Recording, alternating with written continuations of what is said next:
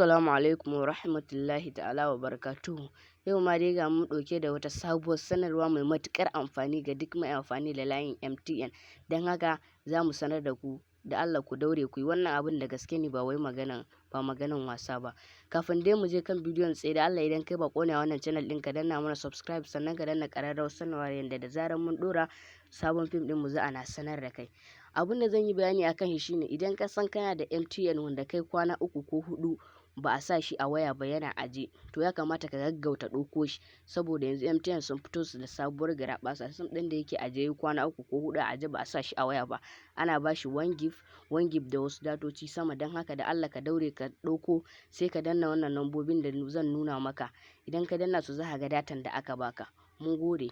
Yanzu zan danna muku lambobin sai ku kalla. Sai ka danna star